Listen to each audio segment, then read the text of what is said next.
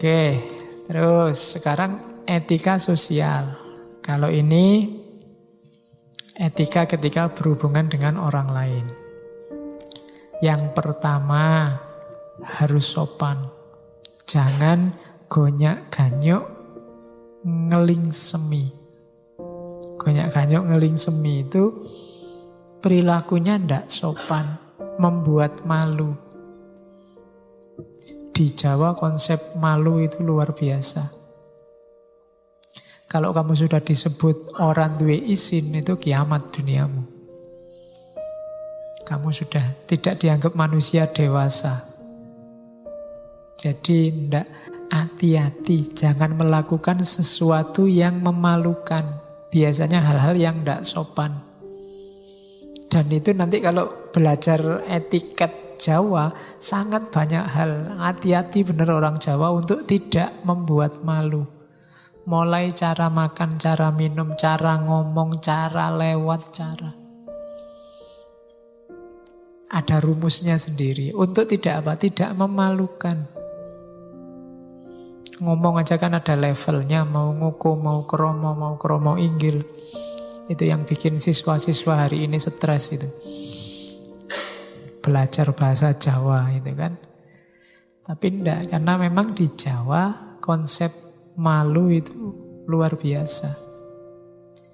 Dan enggak boleh nggugu karepe priyangga. Enggak boleh sak karepe dhewe. Apa-apa dipikir dulu, dipertimbangkan. Jangan mabuk pujian. Tempatkan diri, patuhi tatanan negara, angger-anggering keprabon. Oke, terus saya agak cepat, wis 9:30. Kemudian, kalau tadi ya aspek pasifnya, aspek aktifnya apa? Bangkit, ajur, ajer, pandai bergaul. Kalau diajak omong menyenangkan. Kadang-kadang basa-basi tapi basa-basinya menyenangkan. Mengenai tiasing lian. Kan ada orang itu ditonton wae kita males. Diajak ngomong ndak penak sama sekali. Dari mana mas? Dari belakang. Mau kemana? Mau ke depan. Wis nyebeli tenan. Ndak bisa diajak santai, nggak bisa. Woy, kok jalan kaki aja mas? Emangnya ngerangkak? Ndak enak. Diajak guyon ndak bisa. Diajak serius sak karepe dhewe. Kalau dia datang kita sumpek. Nah, ndak bangkit ajur ajer. Orang Jawa suka yang gerapyak. Gerapyak itu kalau diajak ngomong menanggapi, tidak cuek, tapi juga tidak berlebihan. Terus kadang-kadang dalam rangka membahagiakan orang lain dan bisa mbusui ujaring jalmi. Kadang-kadang pura-pura bodoh, pura-pura ndak ngerti. Nggih toh, ngoten toh. Itu kan bikin orang yang ngajak ngomong semangat. Daripada diajak ngomong, alah wis tahu, wis ngerti. Ya kan, kadang-kadang kan kamu gitu aja. Alah wis ngerti, wis rasa diteruske. Wis tahu. Itu kan ndak enak. Kadang-kadang kamu harus pura-pura. Oh iya toh, baru tahu saya padahal ya wis ngerti. Itu kan lebih menyenangkan orang kayak gini. Bisa mengambil hati. Oke. Kemudian jangan berperilaku kayak orang dungu. Tadi sudah disebut ya. Sombong, ingin dipuji, tidak mau kalah, meremehkan orang lain. Ini di banyak ajaran moral sudah disebut. Nyawanya, sumbernya perbuatan jelek itu merasa besar, merasa tinggi, merasa sudah bisa. Nah, ini yang agak unik dari Wedotomo. Kalau tadi kan berhadapan dengan manusia sama etika individual. Sekarang ada perilaku kita di hadapan Tuhan. Nanti ada 4 cara kita. Sembah rogo, sembah cipto, ada sembah jiwa, dan yang keempat sembah rasa. Sembah ini jangan selalu diartikan sholat sembahyang ya. Itu bikin orang salah paham, dianggap wah wong Jawa bid'ah kabeh isine. Enggak, sembah itu ya mungkin nanti yang sholat disebut sembahyang. Sembah itu kan menyembah, yang itu Tuhan. Sembahyang itu menyembah Tuhan. Hidup kita itu isinya sembah semua. Sembah itu persembahan untuk Tuhan. Ya ada yang formal kayak sholat, ada yang ngaji kita ini termasuk sembah. Kita persembahkan untuk Tuhan. Karena kalau ada yang tidak sembah untuk Tuhan, tidak dipersembahkan untuk Tuhan, ya hidup kita sia-sia. Wong inna lillahi wa inna ilaihi roji'un. Inna sholati wa nusuki wa mahyaya wa mamati lillahi rabbil alamin. Sholatku, ibadahku, hidupku, semuanya persembahan untuk Tuhan. Maka lakukan yang terbaik. Kalau sedang belajar, belajar sekeras-kerasnya. Kamu sedang mempersembahkan sesuatu untuk Tuhan. Kalau kamu sedang ngaji, ngaji seserius mungkin. Kamu sedang mempersembahkan sesuatu untuk Tuhan. Kalau makan juga makan yang serius. Jangan disambi macam-macam yang menghilangkan nilai sakralnya makan. Karena kamu sedang mempersembahkan sesuatu untuk Tuhan. Dalam Islam segala hal kan ibadah. Nah, ada level etisnya di hadapan Tuhan. Yang pertama namanya sembah rogo.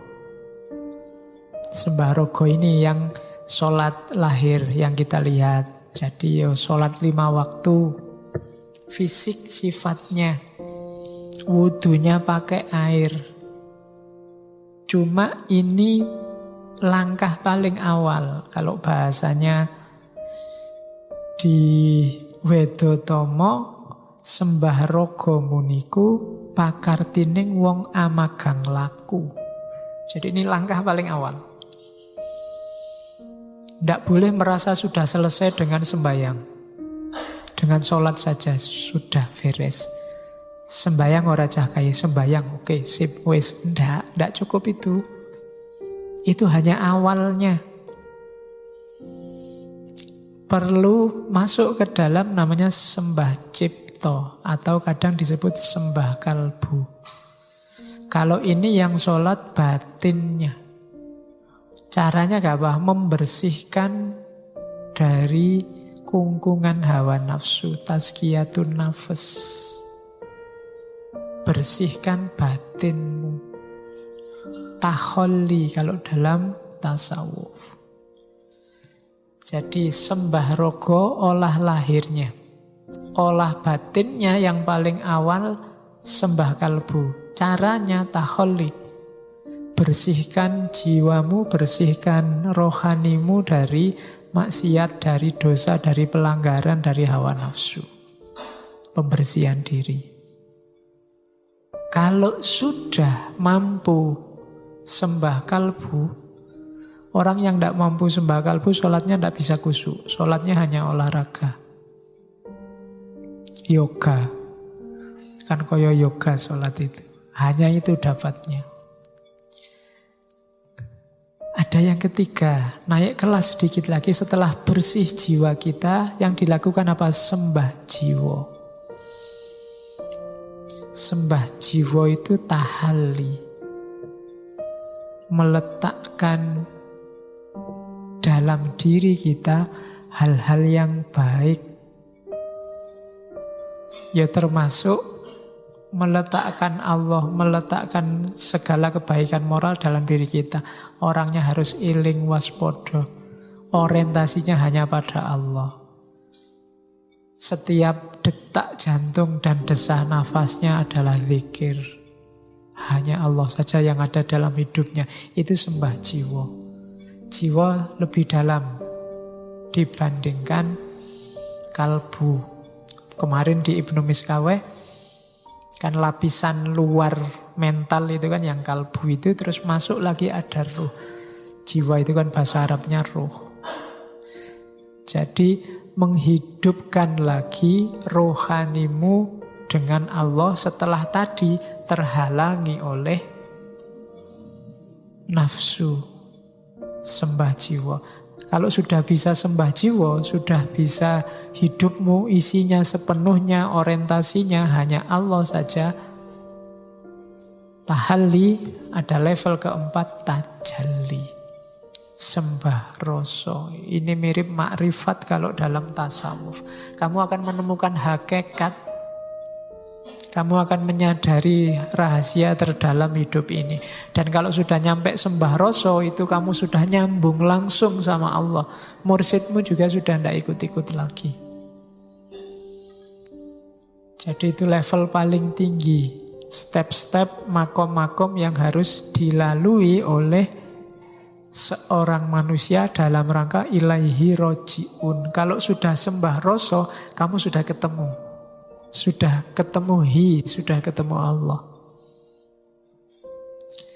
Jadi rogo, kalbu, kemudian jiwa, dan yang keempat rasa. Jadi totalitas hidup kita isinya hanya Allah. Itu etika di hadapan Tuhan.